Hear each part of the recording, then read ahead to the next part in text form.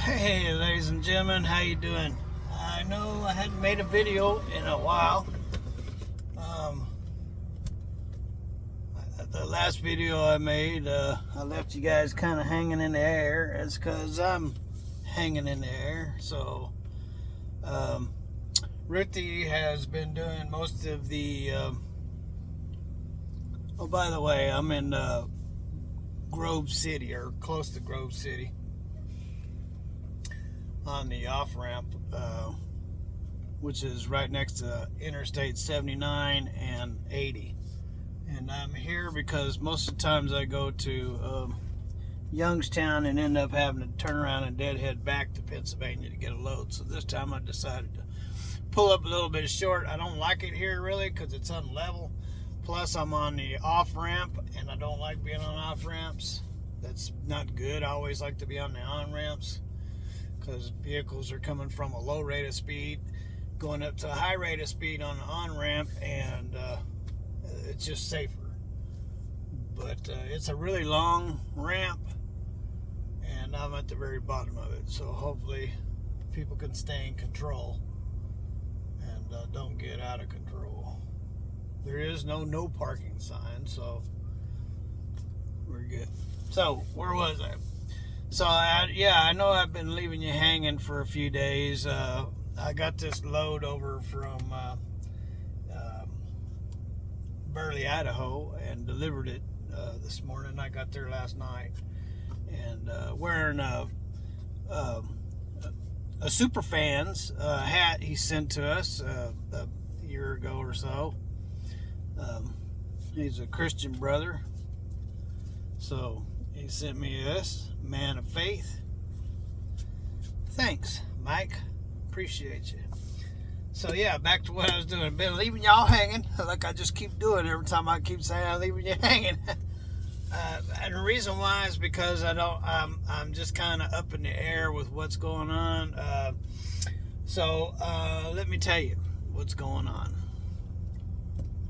So the last time I got home and I saw that the garbage can was sitting there and it was in the way where I was going to park, and so I made mention of it being in the way, and Richie said, well, the garbage man didn't come. I said, well, maybe you need a driver. Maybe you should call up and check up on that. So she really doesn't want me on the road, and the way it is right now, I really don't like to be on the road because I'm having to use my savings to do the maintenance. And in fact, I've used $24,000 over the summertime to do the maintenance on this truck. And plus during that time, with the 8 weeks off during the summertime, I wasn't making no money. So that really set us behind. And I need tires, and brakes are coming, and so I still have like $8,000 worth of stuff I need to get done. So, and the money isn't coming in because freight rates are really low, and we can just get into all that, but it's not good. So, and I've been doing this for 31 years. I've been doing the owner-operator thing for. Well, Ruthie and I have been married for 20 years, and I was in the factory for the first year or so. So 18 plus years, I've been an owner-operator, and I actually started learned how to drive back in the late 70s, and in the early 80s drove with a guy without a license from Salinas, California, hauling lettuce out to Chelsea, New York. And so I've basically been in this driving for a long time, ladies and gentlemen, a very long time. So, but I have been doing it for a living for since 92. And minus a few years here and there where I did other things. So anyway, that being said, I got bukus of experience being out here on the road. Millions of miles. I figure it's over 3 million miles, whatever it is. I don't know after that. I'm kind of who cares? You know, it's a lot of miles, a lot of years. And so, you know, being an owner-operator, there's a lot of joys in being an owner-operator. When things are going good, you're making good money. I make good money. I don't work all the time. I try to take time off, because when I'm not making good money, I have to work twice as hard to pay the bills. So anyway, so the good part of it is nobody gets to tell you where to go. You get to choose where you get to go. And your bills are your boss. And your boss says when you need to go and how long you need to go, and so on and so on. So I call it Mr. Bill. When Mr. Bill starts coming down the hill after you, better get rolling. So anyway, so yeah, there's a lot of freedom, a lot of joy in being an owner-operator, but there's a lot of responsibilities. If you are not mechanically inclined, in the years that I've been driving, there was never enough money to pay a garage to screw your truck up. And I mean it just like I say, you take it there to fix it, but most times they screw it up. Sorry about that. I'm always getting these calls. I must get them 30, 40, 60 times a day. Spam calls. But anyway, so I got like almost an 800, if not an 800 credit score rating, and being a business owner, they won't leave you alone. They we want to give you some money. Wow, they've been offering it at 4.9 and 5%. I don't want to do that. Why would I do that? Why? I don't want to. You can give me your money, but I don't want to give it back to you. You know what I mean?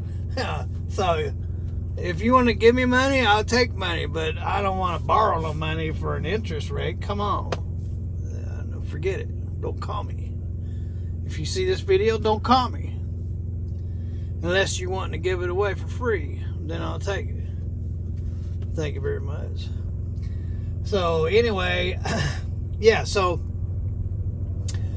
if you're not mechanically inclined and can't work on your own equipment, then I don't believe you have any business being in truck driving as an owner-operator, unless, of course, you got a contract and you make very good money, and you can, and you know a trustworthy shop that's not going to rip you off and charge you $500 for cleaning supplies for a half an hour job.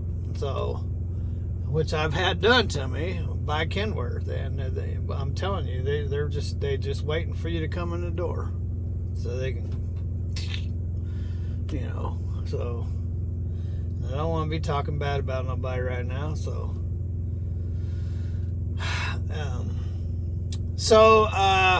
that Ruthie checked in on this garbage job. Well, it turns out that between Ruthie and them, and the videos, our YouTube channel, by the way, they have become very interested in WA. So, one of the alarming things, though, was he said that there won't be any video making doing garbage. So I can't become Big Belly Rebuilds garbage man. So I don't know. I don't know what I'm going to do with YouTube, ladies and gentlemen, if I can't video my work. So I don't know about that. And, Ruthie still hasn't bottled up what our actual bills are. Of course, I don't want to work just to pay my bills. I got to have money for maintenance, and so we got to see what they got. I made 50 grand a year, 54 grand a year when I was in Douglas Auto Tech before coming to a truck. And I know it sounds like good money, but you're just really getting by after taxes and everything. So I don't know. It's so if by chance I decide to take this job, ladies and gentlemen, I will park this truck and I was telling Ruthie, instead of just letting it sit and rot, if it's a good job and something I see that I can do for the next 9-10 years, because then I'll be 71, call age 71. Who would who would have thunk? But anyway, so yeah, so I'd probably put it up for trade instead of sell, because I don't think I have to pay taxes if it's a trade. So I won't sell it, because then I have to pay 35% taxes, and I'd rather watch it rot in my yard and do that. So, but I'd be willing to trade, and the trade would be equal value or somewhere whereabouts for a skid steer. I've been wanting a skid steer. Skid steer, you can make money on weekends and so on, and plus I'm getting older, and instead of me trying to do all the work with a shovel and manhandling everything like I've done for the last 60 years, always hurting my back and whatever, a skid steer would be very helpful. It can help me do a lot of remodeling around the house, and I can go around on weekends and do odd jobs on other people's places and make some moolah. And so yeah, I would probably be willing to do that. So if Tim Gentry or anybody else, you guys got a skid steer, it's where I'd say I paid $32,000 for this rig, and I did a lot of work to it, ladies and gentlemen, and it's a better rig than what it was when I got it. So I would say it's equal to that right now. I'd say it hasn't lost any value. So if you have a skid steer that's valued around $32,000 and you want to email me at rearviewmirror@hotmail.com, and the mirror is misspelled MIRR at hotmail.com. So that's rearviewmirror@hotmail.com. Or make a comment down below. Yeah. So if I take the job, I more likely would be willing to trade for a skid steer, because I could see a skid steer